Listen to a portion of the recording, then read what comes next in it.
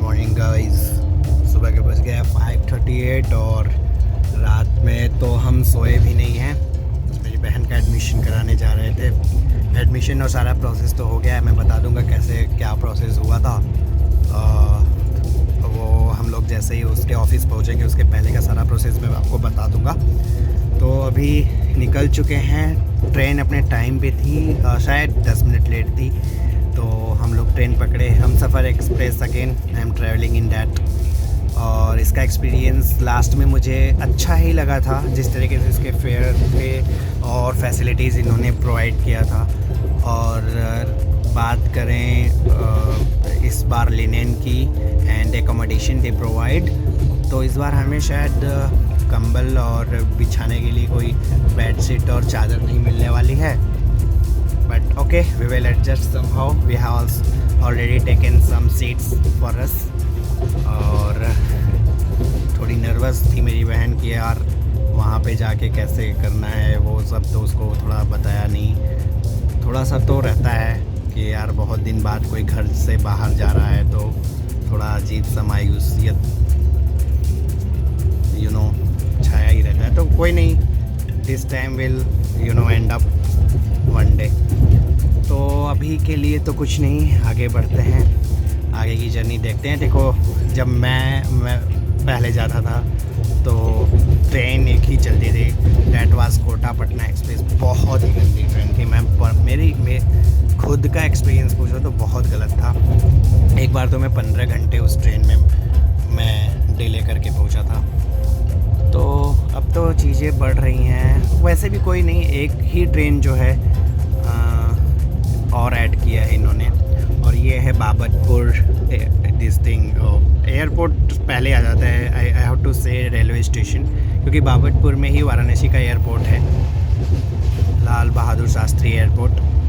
तो ये railway station Babatpur का, और बाबतपुर एक छोटी सी जगह है वाराणसी में, जहाँ पे वाराणसी का एयरपोर्ट भी है। सिटी से ऑलमोस्ट 22-25 किलोमीटर अवे।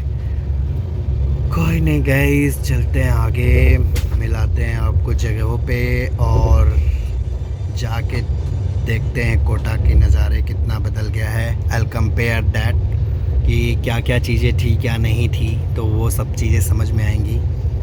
ओके, सोचा भी नहीं था कि ट्रेन में भी रक्षाबंधन हम लोग बांध भी सकते हैं, कभी ऐसा भी दिन आएगा।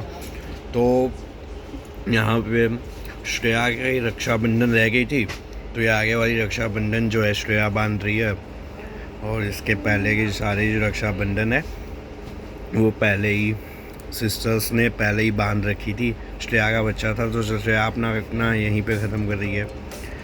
तो पहली बार मतलब ये देखने को मिल रहा है, और मैं I never expected like this. तो दोस्तों, जो सिटी आप देख रहे हो ये है कानपुर। ये बनारस के बाद लखनऊ एक बड़ी सिटी आती है, फिर उसके बाद लखनऊ जो अपने यूपी की राजधानी है, फिर उसके बाद ही कुछ ही दूर पे कानपुर आ जाता है। कानपुर में दोस्तों मैं रहा भी हूँ, तो एक अलग सी नॉस्टैल्जिया हो रही है देख के। So I am on the gate and watching around it. और ये हॉस्पिटल कुछ बड़ा ही हॉस्पिटल है, सुपर स्पेशलिटी हॉस्पिटल, कानपुर का सुपर स्पेशलिटी हॉस्पिटल। इसके बाद दोस्तों एक स्टेशन आता है रावतपुर, जहाँ से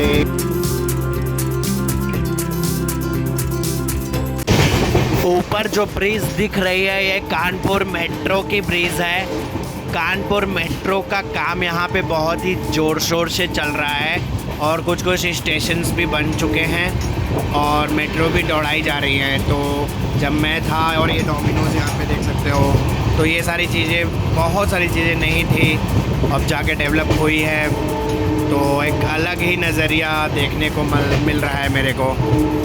और ये है काफ़ी डेवलप प्लेस है ये कानपुर मेट्रो डिपो। ये है यहाँ का डिपो। और ऐसे ऐसे जो यहाँ पे क्रॉसिंग होती है उसको गुमटी नंबर नाम दे देते हैं, गुमटी नंबर 1, गुमटी नंबर 2। और ये कल्याणपुर जगह है कि यहाँ IIT कानपुर है। IIT कानपुर पे एक भी मेट्रो स्टेशन दे रखा है इन्होंने। दोस्तों ये है मथुरा जंक्शन और यहाँ पे बंदरों का आतंक आप देख सकते हैं। तो गाइस हम लोग ऑटो पकड़ के यहाँ पे होटल में आ गए थे और होटल वाले भैया जो थे कुछ चार्ज ज़्यादा ही बोल रहे थे, तो हम लोग कुछ नेगोशिएट किए तो उस हिसाब से उन्होंने कुछ कम किया और 3 दिन की चेक इन किए। जैसा कि हम 13-12 की रात को आए, भले वो 13 ही हो गया, तो 13 से आज 11 बजे तक एक दिन वो कंसिडर किए, बाकी 15 तक शाम को वो 3 दिन कंसिडर करके हमें होटल दे दिए। अब देखते हैं, यहाँ पे रह रहे हैं। और बाकी यहाँ फैसिलिटीज़ की बात करें तो टीवीज़ वगैरह, वॉशरूम वगैरह सब कुछ है और थोड़ा बड़ा रूम मिल गया है ताकि 4 लोग रह पाए इसमें। और ठीक है गाइस, फिर कहानी जाते। इसके बाद हम लोग निकलने वाले हैं city mall side, because physics वाला coaching is there only and we will go around and will check out which hostel is good, which is good, where to stay, where not to stay, so will see. तो हम लोग निकल चुके हैं CP tower 2, जहाँ पे physics वाला coaching है। और कोचिंग में हम लोग देखेंगे हॉस्टल कौन सी अवेलेबल है, वहाँ से कितने पास पे है। अब यहाँ पे लोग तो बता रहे हैं कि हॉस्टल की अवेलेबिलिटी तो है ही नहीं और जो है वो बहुत महंगे हैं। तकरीबन वही 15 to 18 के रेंज में है AC हॉस्टल्स। और यहाँ गर्मी ज़्यादा लगती है तो लोग AC ही सेलेक्ट करते हैं जहाँ तक कि, तो वो जाके ही पता लगेगा। और ऐसे तो हम भरोसा कर नहीं सकते सब पे, कुछ अपने से भी चीज़ें देखनी पड़ेगी। तो जाके देखते हैं वहाँ पे क्या है। तो हम लोग पहुँच चुके हैं फिजिक्स अलग सर की कोचिंग, फिजिक्स वाला प्योर ऑफलाइन क्लासेस।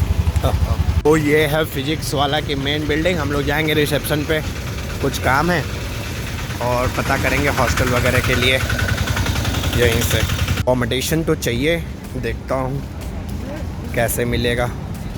ये रहा आई लव विद्यापीठ। तो हम आ गए हैं चंबल गार्डन। यहाँ से टिकट आप कलेक्ट कर सकते हो 5 रुपये पर पर्सन। और उसके बाद ये है चंबल गार्डन, इसका नाम है चंबल उद्यान, नगर निगम कोटा दक्षिण। तो ये साउथ कोटा में ये एरिया है, थोड़ा सा दूर तो था।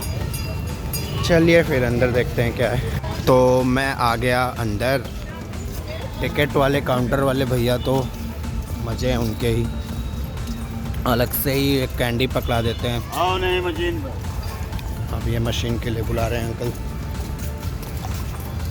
वेट करा सकते हो आप अगर आओ तो, 1 रुपये 2 रुपये में आप वेट करा सकते हो। अब इनकी रोजी रोटी ऐसे ही चलती।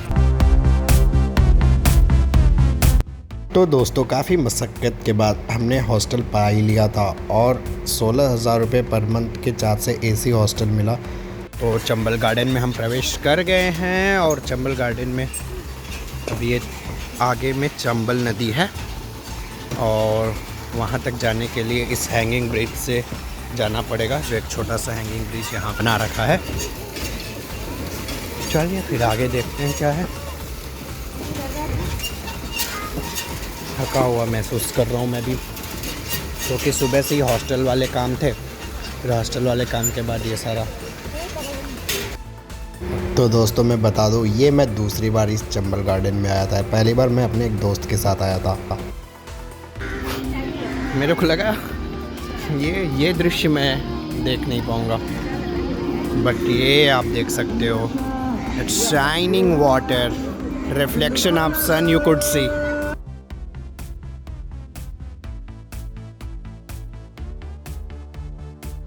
ये भाई साहब जो आगे आपको दिख रहे हैं यहाँ पे, ये अपने टैलेंट को प्रदर्शित कर रहे हैं गानों के साथ।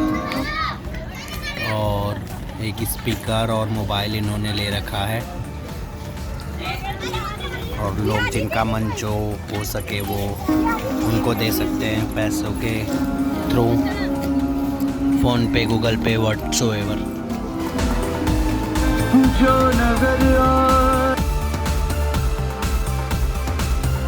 तो दोस्तों इंडिया में ऐसे टैलेंट्स बहुत हैं और इंडिया में टैलेंट्स की कमी नहीं है। लोग कोई भी काम कर रहे हो लेकिन अपने टैलेंट को दिखा के वो अपनी रोज़ी रोटी कमा रहे हैं। तो आप यहाँ पे देख सकते हो ये बंदा कितने लगन के साथ डांस कर रहा है और स्टेप्स आप देख लो भाई साहब, क्या मतलब अनोखे तरीके से ये शुरू करता है और ख़त्म करता है और मोमेंट जो है, तो ये एक तरीके का टैलेंट है दोस्तों। इस टैलेंट को कहीं ख़त्म नहीं होने देना है और हमेशा टैलेंट को सपोर्ट करना है। हर एक चीज़ पढ़ाई लिखाई ही नहीं होती है। Apart from that you can do anything, means whatever you want और you realize that's gonna be okay for you and that's gonna have a career for your life. So do it for your sake, not for others sake. Let others say anything whatever they say और अपना काम करते रहो दोस्तों। सच में मैं देख के ये एकदम से मोशनलेस हो गया, या वाह क्या टैलेंट है और ऐसे लोग यहाँ पे।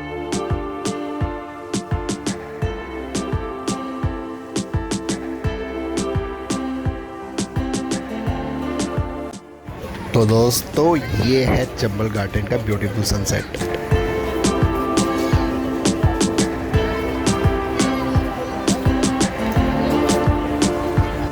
तो पहले यहाँ पे कोविड के पहले आई गेस यहाँ पे बोटिंग वगैरह कराई जाती थी, आराम से लोग बोटिंग करते थे। मैंने खुद की थी जब मैं पहली बार आया था। अब ये बोटिंग नहीं हो रही थी। तो दोस्तों सारी फॉर्मेलिटीज़ के बाद, एडमिशन्स एंड हॉस्टल के बाद, हम लोग अपने स्टेशन वाराणसी के लिए निकल लिए। और आप इस वीडियो को लाइक करें अगर आपको वीडियो अच्छी लगी, चैनल को सब्सक्राइब करें, शेयर करें, इन्फॉर्मेशन के लिए बेल आइकन को दबाना ना भूलें। मिलते हैं अगले वीडियो में।